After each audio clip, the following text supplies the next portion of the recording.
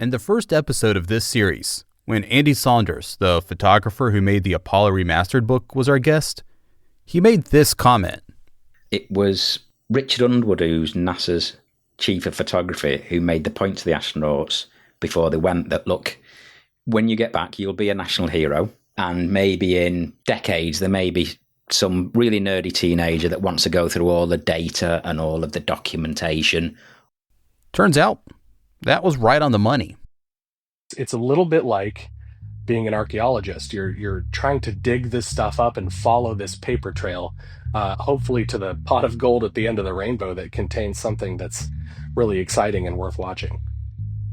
For several years now, filmmaker Jackson Tyler has been sourcing public domain footage from NASA, taking hundreds and hundreds of hours of digitized reels and turning them into comprehensive stories about different space missions. The result is a YouTube channel that he calls Homemade Documentaries. This is tongue-in-cheek and also literal. These are documentary films made by one person working at home. But also, it's metaphorical because it's like a home-cooked meal. You know, I like to think that what I produce is not fast food. It's been on the slow burner for a long time, and I really go the extra mile to try and get it right. Some of his videos get millions of views and have earned praise from retired astronauts. And he does all of this virtually by himself with little to no marketing and not much of an online presence other than the channel and a Patreon account that funds the whole project. Even still, in defiance of what most marketers would probably tell you, this channel continues to grow. So, if you think back to that first episode of Andy, and if you haven't heard it, I'd recommend listening to it. But Andy sourced the public domain to make a book, and Jackson does kinda a similar thing to make documentaries. Both are good examples of why the public domain is so important. My name is Stuart, and this is Crew Collective, a podcast about storytelling. Each episode, we explore the stories that help shape us. Books, movies, songs, and of course documentaries. Nothing is off limits. We'll talk to creators about their process, their craft, and the worlds they build. In Season 1, we're exploring space stories. So that's where Jackson fits in. And my conversation with him is next. It's really a love letter. Really, they are just one film student's way of saying, you know, I love the space program.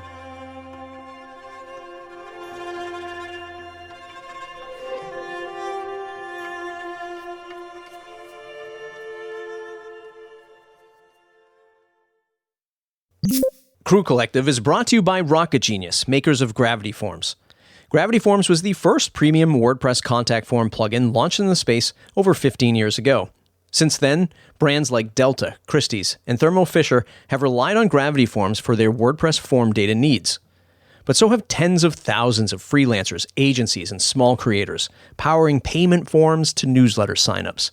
For small and large alike, Gravity Forms understands their mission: build amazing software that people trust. Learn more at gravity.com. And now, my conversation with Jackson Tyler from Homemade Documentaries.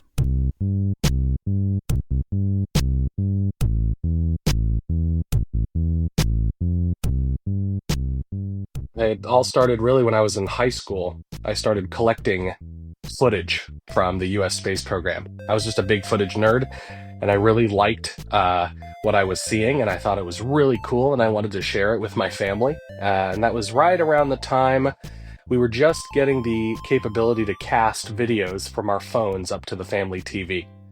But, you know, I'd show them these raw footage sequences that were silent and very slow and long, and they started falling asleep after 10 minutes, and I didn't know what was wrong with them, so I started to very slowly cobble it together. I would chop out bits I thought they wouldn't like.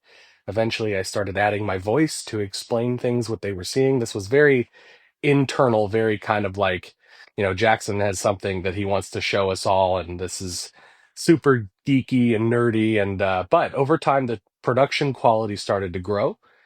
And at some point, I started making these edits publicly viewable on YouTube, and it just grew from there. Everything I know now, I learned from trial and error and sort of feedback from anonymous people on the internet. And eventually I went to college for film production, graduated with honors and, learned a lot there. But I'll be honest, most of what I have learned, I would attribute to the ongoing production and just trial and error of these videos. So you're making these things for your family. Were you always interested in space? Were you the type of family that, was going to museums? Was this a shared interest you guys all had? Or were they just kind of humoring you when you like, hey guys, look at this thing I've done? I think my mom was probably humoring me. My stepfather, who actually later adopted me, so he is my legal father now. He had an interest in it, but it sort of he was also very interested in the Navy, and so he was kind of military oriented. And I, as early as I can remember, I've always been fascinated with aviation and space flight. My grandfather had this Dell Optiplex Pentium PC tower, and his brother, who was an airline pilot, had bought him Microsoft Flight Simulator 2002. I can still remember the tagline of that game, as real as it gets. And I can't specifically remember how it happened, but pretty soon I was burning hours and hours every day playing that game. And that interest sort of cultivated and carried through middle school and high school. But I was terrible at math. I was pretty useless in a science lab. So I was this theater geek that had this space obsession. I was in several high school productions. If you knew me back then, you probably thought, oh, this kid's going to try and go to Juilliard or something. But I just couldn't let go of this love affair with science, even if I was severe ADHD, pretty worthless with numbers. So class clown, center of attention, that sort of thing. Yeah, and so you go to college and you say you were a film major? I originally went to college for planetary geology. I switched my major and school. So I went from ASU, Arizona State, all the way here to UPitt because they had this degree program called HPS, or History and Philosophy of Science. Still a BA degree, but I was able to package that with film production in a combination that seemed like the perfect spread of both what I was interested in and what I was good at, which was kind of being the center of attention. And I combined those two things and continued to produce the YouTube channel. And it's been a pretty fun ride so far. That brings us to the public domain. In theory, what is and is not public domain is simple enough. Any work that is public domain is free to use without restriction. Of course, there's some nuance, and copyright laws can complicate things a bit, but the concept anyway is pretty straightforward. NASA is pretty unique because as a government-funded program, all of their photos and film reels are by default public domain and never even copyrighted to begin with. But there's still some red tape for a filmmaker like Jackson to access it. NASA footage, anything shot in orbit in space, anything shot by NASA, is very well cataloged and in the public domain. Ideally, it is free and accessible to all Americans and, by extension, kind of the world. But that's not really what the reality is. And the trick is that the film is public domain, but the digital scans aren't necessarily. And so what happens is you have all these film reels that have been shot in space and all this amazing footage, but they're locked away in these filing cabinets at the National Archives. And then private individuals and companies like Periscope, for example, these historical companies will invest thousands of dollars to scan these films, but then they'll hold on to that footage as a means of making money from it because they want to get back what they invested to scan it. And so even though the footage is public domain, there's kind of a gotcha because there's a lot of it that's not easily accessible and a lot of it that's held by a network of companies and individuals who are looking to basically sell it to the industry. So how are you getting your hands on it? A little bit of both. So I'm both working with those individuals and companies when I can get a reasonable deal. And also, particularly with this latest project, which had a lot of footage that had never been scanned because there really wasn't the interest or the motivation to scan it because there's not a whole lot of focus on the early shuttle program. Most of the focus is on the moon program. And so I had to actually go to a company and pay them to go into the National Archives and scan all this footage for the very first time. And it was amazing, but it was also very expensive. It was thousands of dollars. So you're physically going to the National Archives? Is The that company is. I am paying them, and they are sending people in licensed. They're a licensed vendor of the National Archives, and basically NARA turns the film reels over to them, and they use their powerful machines to scan it. They put it on a hard drive, and they mail it to me. But they are under no obligation to make those scans public, and I'm the only one who actually sees them in the end. wow? Wow. So how much raw footage do you think you have, like, in your possession right now, like from the time you began doing this until this very moment? How much footage would you say you're sitting on? Very little in the context of the entire space program. I have pretty much every onboard piece of film spanning 1961 through 1972, and that includes all of our trips to the moon.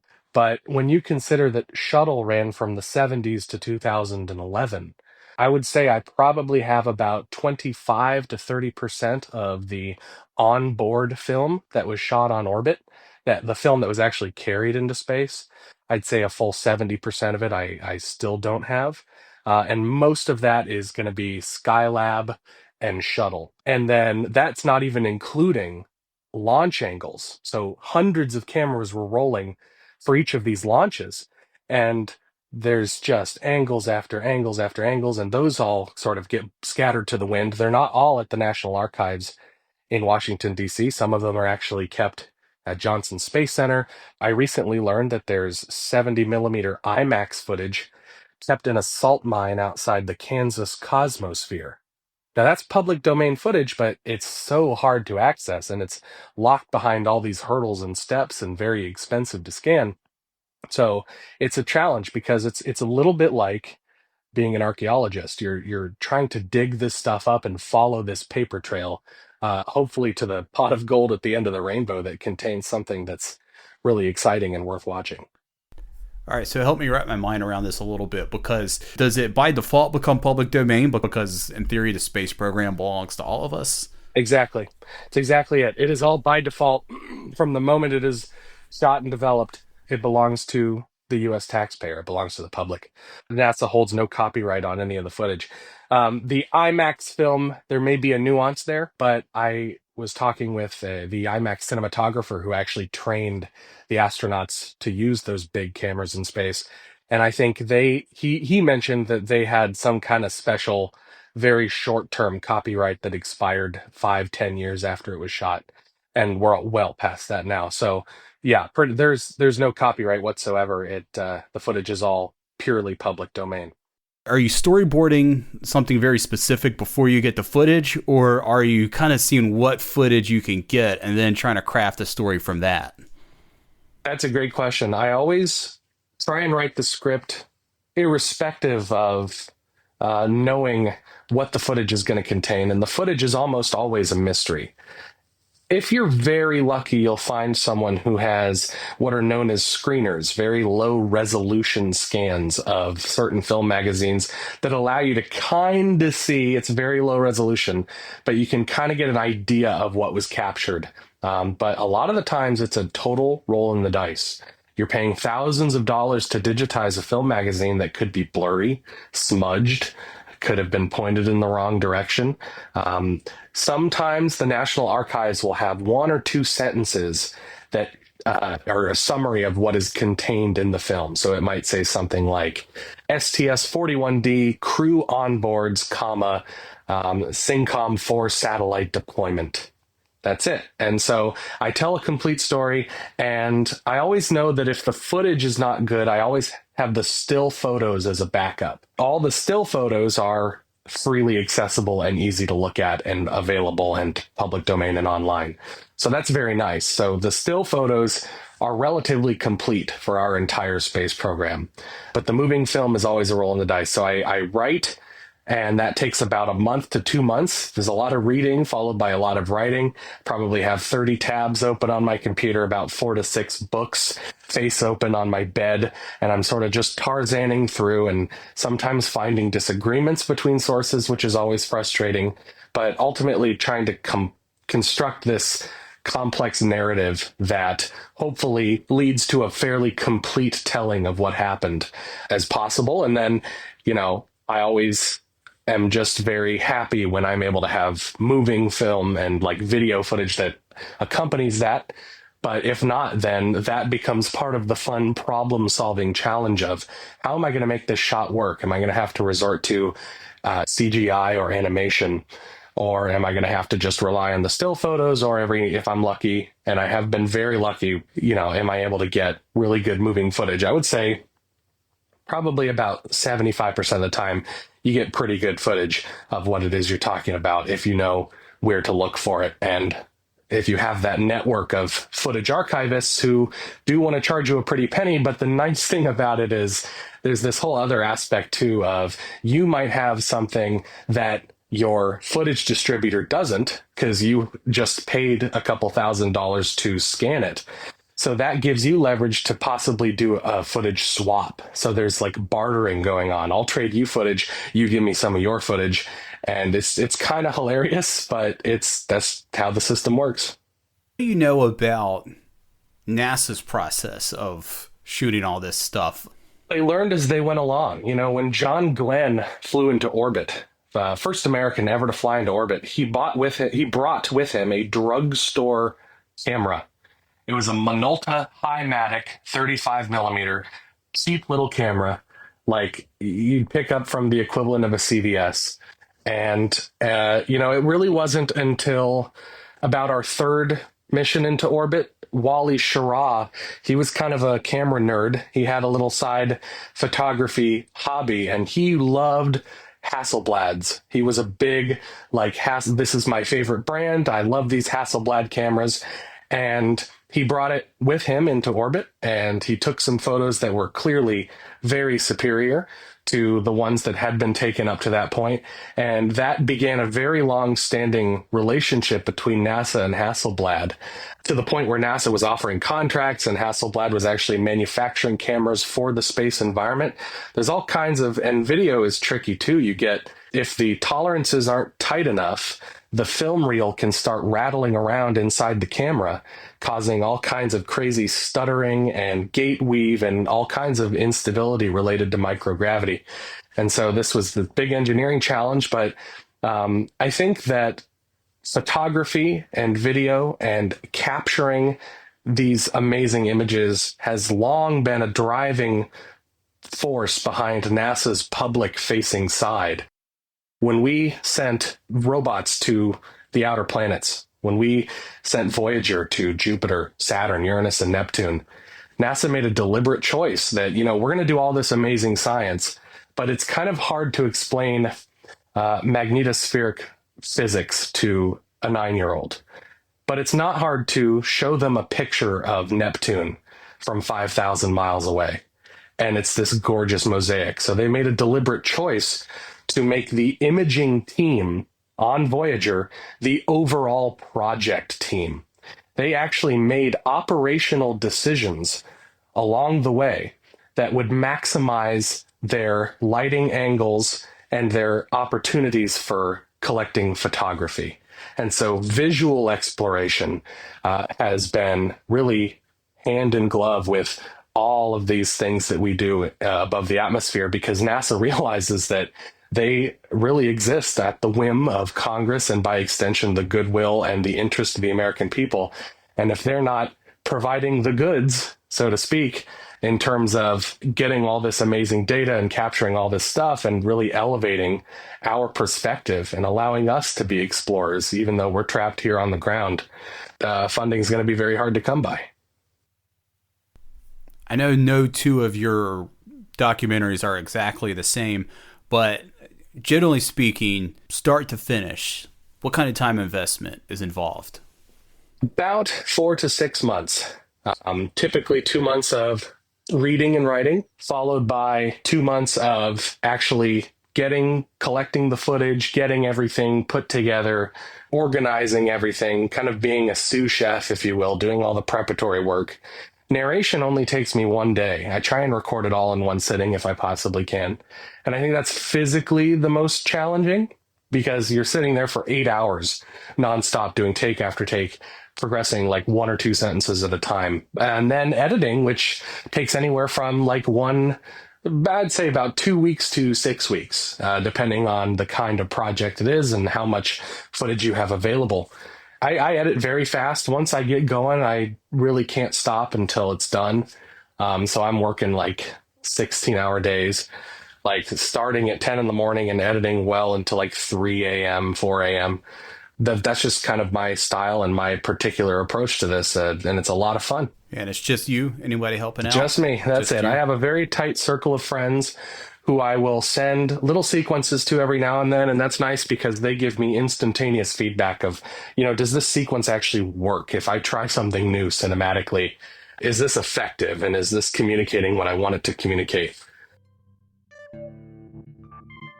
A big moment in Jackson's creative journey happened in 2020 when he produced a documentary about Project Mercury, which is kind of ironic since the mission was a big turning point for NASA as well. Project Mercury was NASA's first attempt to send a human into space, and Jackson's 2.5-hour-long documentary has racked up more than 3 million views and counting. While he's certainly not the first person to tell a story about this mission, like any good storyteller, Jackson worked to carve out a unique angle. It was our first human spaceflight program. No one had yet been into space, and we were racing against the Soviets, and we lost. They kicked our butts throughout that entire period. Not only did they fly sooner than us, but they flew a lot longer than us. And so I wanted to use my chance to tell the story of Project Mercury in a way that traces the ballistic missile development tailing the end of World War II through the entire 1950s, and how the Air Force was really more focused on high-speed aircraft and bombers than they were rockets. But anytime you see a documentary on Project Mercury, they talk about the first mission, Al Shepard going up, and they talk about John Glenn's mission, and they might mention Gus Grissom almost drowning when his spacecraft sinks, but then after that, you hear nothing about Carpenter's flight, nothing about Shiraz's flight, nothing about Cooper's flight.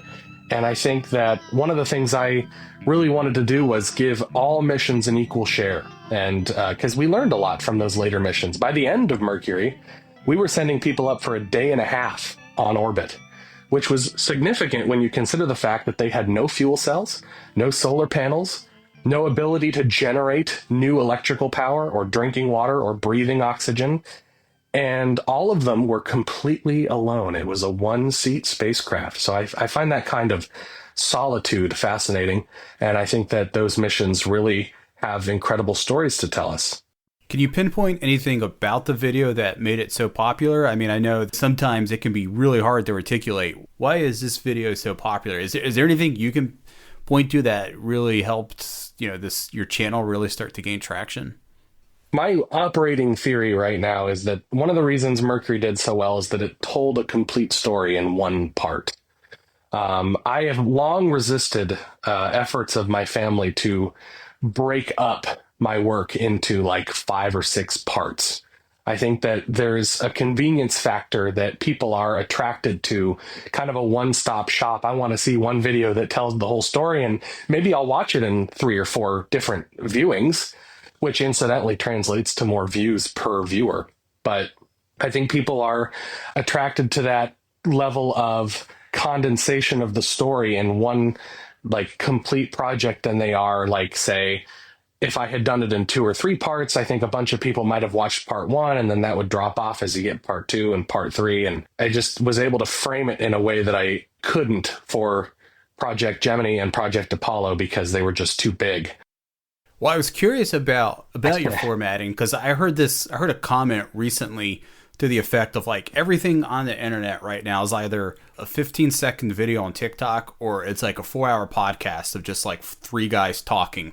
I mean, of course, that's not entirely true, and yours does neither of those, but was that something you had thought through before you started putting these all together, or was that something you've like retrospectively figured out like, oh yeah, that's people like the one complete story arc in one video? I mean, that's where a lot of it is probably projection, because that's where I like to. Because at the end of the day, I am making the kinds of videos that I would want to watch. And so I'm really not trying to appeal to any particular demographic. But when I'm editing, I typically don't think about time. It's become kind of a game to the people who support my channel to sort of see where the video will end up. And weirdly enough, I mean, I always edit organically and try to let the story pace itself. And if something feels stretched out, I'll tighten it up. And if something feels too fast, I'll let it go out. I'm never aiming for a specific time. But weirdly enough, almost all of them, at least recently, have ended like within 10 minutes plus or minus of the 2 hour and 40-minute mark. And I have no idea why. And I think there's probably some mysterious laws of nature at work there, because I'm not really aiming for that. But yeah, it's a matter of, does this scene feel right? Does this scene feel right? And I'm so micro focused on just the individual sequences and making sure they're right, kind of ignoring the bigger picture until you get to the end. One of my favorite sequences you've made of the stuff I've seen is in Project Mercury, and there's this scene where it's almost like we're in the cockpit or we're in, mission control, and we're hearing the back and forth between the pilot and mission control. Turn on started, assuming orbital attitude. I don't know if you remember specifically that sequence or not, but I thought it was really neat. I think you mentioned something about like a 15-minute flight, and it seemed like maybe we heard like 6 minutes of that mashed up, and it was pretty intense. I mean, as someone who kind of came into this not very, very knowledgeable about a lot of the specifics of these NASA programs, I'm kind of on the edge of my seat a little bit. Maybe I'm not a good student of history if I don't know exactly how it ends, but I thought that sequence was really well done.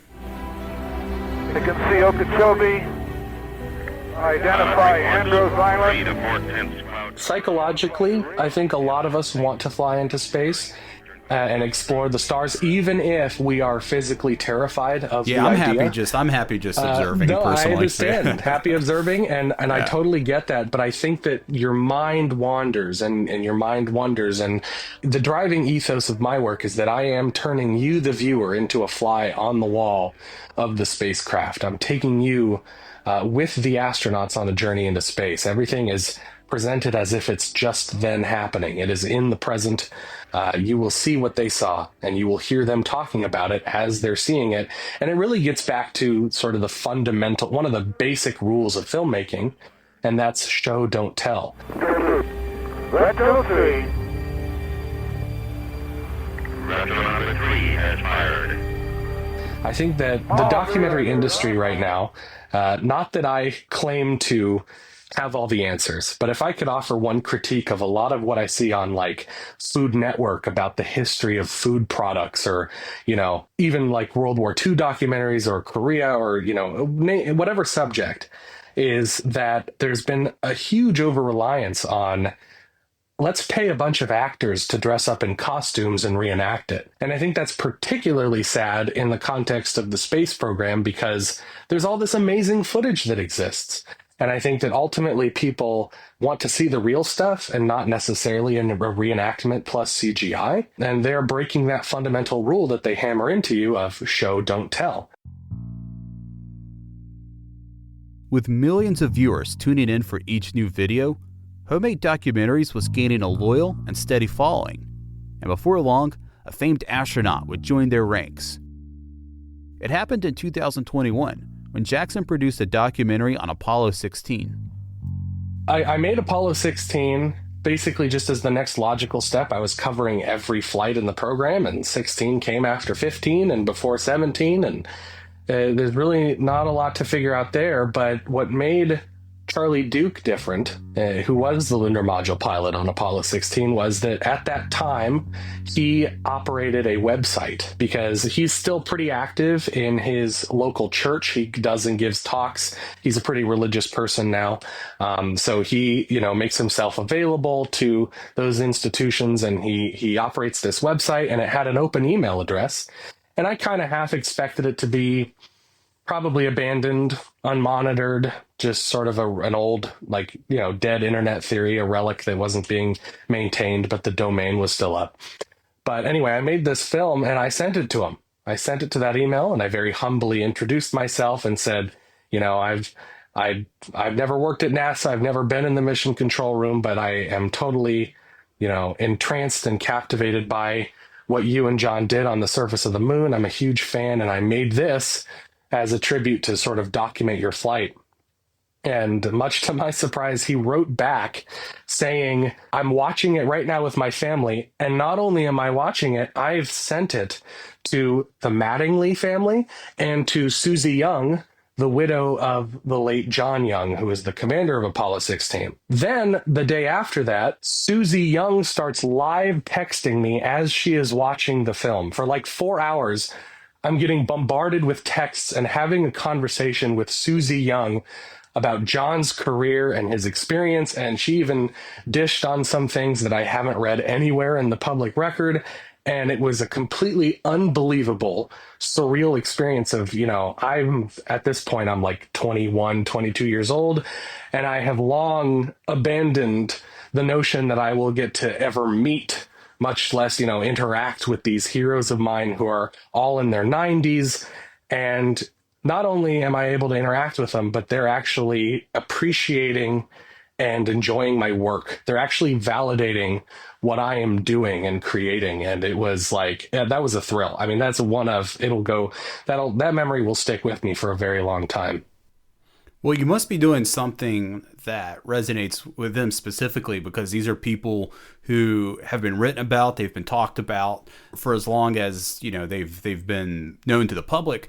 And sometimes, especially when you start dealing with people who have died and have surviving family members, they can be very, very guarded about their legacy, who they absolutely. open up to, and how these stories are told. So something you're doing resonates with them, because I can't imagine they're just gonna text any person putting videos up on YouTube.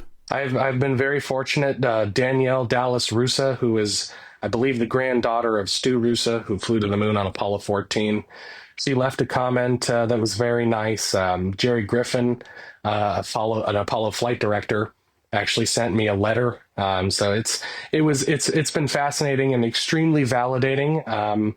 And I think that it's a very rare honor for you to be able to interact with your heroes in this way. One thing that I think strikes me about your YouTube video, your documentaries, I should stop calling them YouTube videos, because YouTube's just the platform that they're on. There's no one kind of YouTube video. But without me trying to look down or thumb my nose at anyone else out there, it does seem like every time you get on YouTube or TikTok, it's the creators kind of put themselves front and center. You see their face, you see they're doing reactions. You do none of that. And again, I don't know if that's something you consciously do, or if it never even occurred to you that that was a way some people frame these stories. But again, not really a question there, other than just as a storyteller myself who can actually be kind of camera shy, I kind of appreciated that you sort of have this central mission, so to speak, and you really seem to stick to it. Yeah, I'm what you would call probably a kid who grew up chronically online. Not in the mobile era. I was just before then. I remember getting an iPhone in middle school. So I had a flip phone, actually.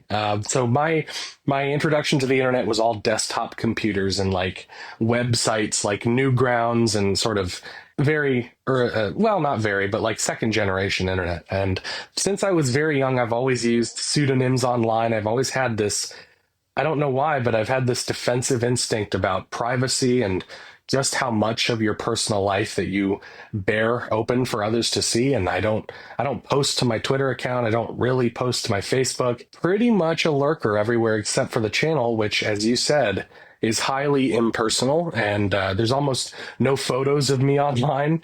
There's a few, but I witnessed lots and lots of people of my generation fly a little too close to the sun. They get the Icarus syndrome and they think that their following entitles them to become either a political platform, or they'll get in trouble because they're doing something gross and illicit. and they think their clout or their fame or their audience will protect them. And, it takes years and years to build up trust, but only seconds to destroy it. And I think that the less people know about me, the better, because these films then become a pure expression of exploration. And it becomes you, the audience's ticket aboard that rocket. It's not filtered by some other person's view. You don't have to constantly see this third party's face. It's meant to be your experience. And to that end, I try and leave as gentle a personal imprint as I possibly can. But every now and then I'll chime in with something that just might, under a neutron microscope qualify as humor, but it's almost so subtle to the point of being completely unnoticeable. And that is by design. I've never liked the word content. Let me say that. I don't like the word content at all. So I use it sometimes as a point of reference because everyone kind of understands what that means, but I hate the word. And I don't know why, but I think there's kind of this inversion of what I think is an artistic instinct, right? Which I think maybe you and I both are similar, if I may say so, in the sense that like we try to create things that are somewhere on the spectrum between journalism and art. And you put it out there to the world and you hope people like it. And then you do kind of whatever you have to do to make the business side of that palpable so you can continue doing it. That to me feels like a pretty good way to create and think about your work. But then there's the inversion of that, which is what I would say is content, which are these people who kind of try to understand what they think the audience wants to see. They make something very specific to that, and maybe they study the algorithms. But it's all just kind of this entrepreneurial, I want to monetize this. There's something about that, whether I have any right to look down on it or not, that has always just kind of rubbed me the wrong way. Yeah, it's always a little disappointing when I see other creators in my field and kind of at the same level. I don't sit there and sort of see that like people who have millions of subscribers, but within my neighborhood, there's a couple people who make space related content. And I'm always a little disappointed when I see a community post that's some kind of poll that says, what should I work on next? Like, what would you guys want to see next? And it's very nice to try and make the videos as appealing as possible and as good as an experience for your audience as possible. But I also think that as a creator, you have to be, in order to have the kind of passion that makes a really great project possible, it has to come from you. You have to be the driving force behind that. It has to be your idea. You have to fall in love with it. It can't be assigned to you via an anonymous internet poll just because you're catering to try and appease your audience or make something that someone else wants to see. And so I think that if you can hold on to that integrity as a creator and be the driving force behind what it is you're putting out there, then you never have to worry about it because you are doing things from a standpoint of genuine honesty and passion. And like, this is what I really want to show the world. And as long as you can say that, then there's really nothing else you have to try and explain. Call it a coincidence, serendipity, or whatever. But when I reached out to Jackson a while back, he was just getting ready to produce a story on jetpacks, like literally the next day. So good timing on my part, albeit by accident. Yeah, the shuttle and the jetpack, the tether-free spacewalks, they only flew on 3 different missions, the jetpack. It's funny, NASA spent all this money developing this thing, all these years, and it worked perfectly.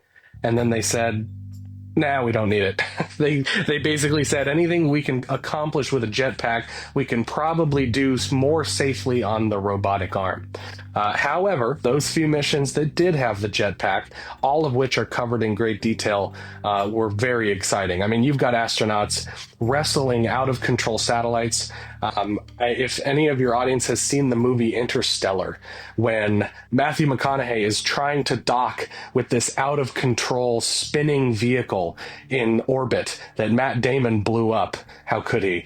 And he's spinning up his spacecraft and he's matching the spin and he's aligning it just right. that actually happened. An astronaut actually had to go up to a spinning satellite and start rotating their body on a jetpack and maneuver in a docking device. It's unbelievable. Very few people have heard of it. It's a fascinating story, and the footage is just phenomenal.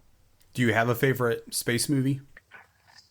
That's a good question. 2001 is a classic. It's obviously very artistic and full of metaphor, and having gone to school for film production, they teach you to watch movies in kind of a snooty, critical way. But every now and then, I watched that one everyone who did any kind of art school at all had to watch that in college. Absolutely. I think Interstellar will endure as one of the great movies of its decade. I think it's going to take some time to mature, but it's a fantastic piece of work, and it is one of my favorites. I think it's actually really good.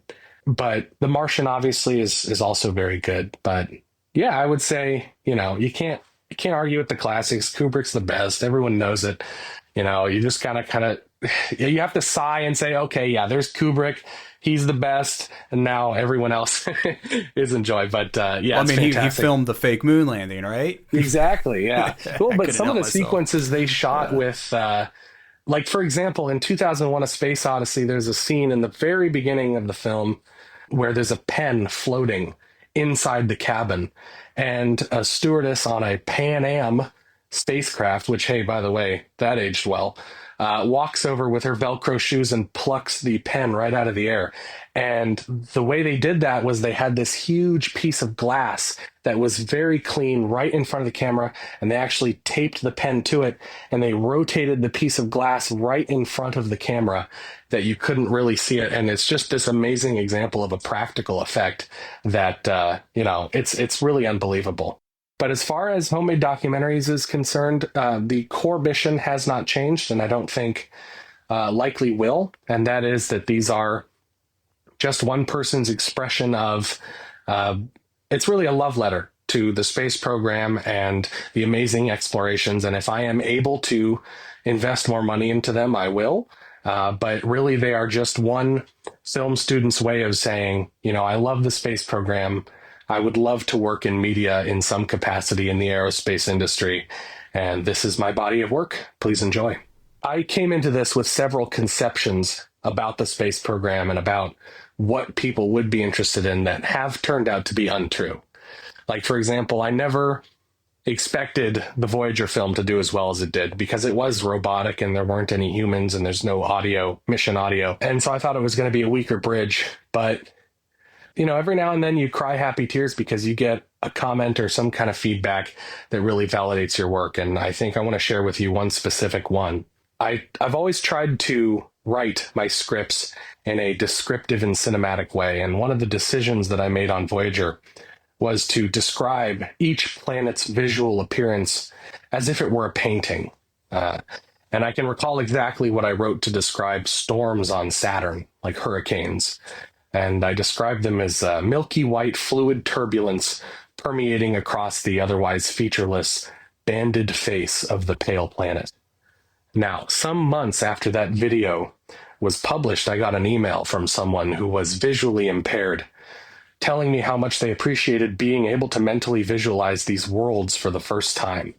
And I didn't write for that purpose. I just thought I was being kind of verbose and artful with the whole thing. But I realized at that point that I was able to do something for a stranger that had a far greater impact than anything I had intended.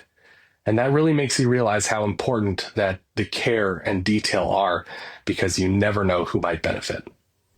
It's the power of storytelling. Absolutely.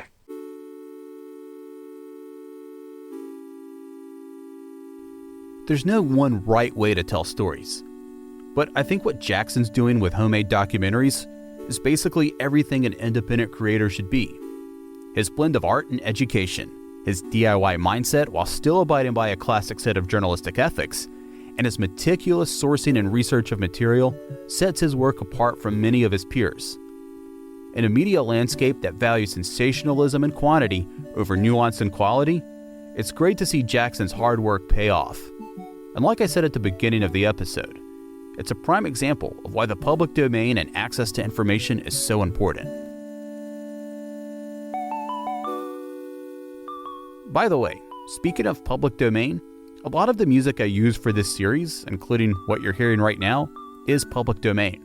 It's for a project called Citizen DJ, and while it's free to use and doesn't require any credit, we've linked some information in the show notes about this project because it's super cool. Crew Collective is presented by Rocket Genius. Our executive producers are Matt Medeiros and Travis Tots. This episode was written, produced, and edited by me. I'm Stuart Barefoot. More episodes are available at crewcollectivepodcast.com or anywhere you get your podcasts. Next time on Crew Collective. Blue screen technology for me was the biggest revelation when I first saw somebody using it. I was really blown away. It's like, my God, I didn't realize that you can really change the background into a spaceship, bridge and stuff like that. And that really opened my eyes into those possibilities.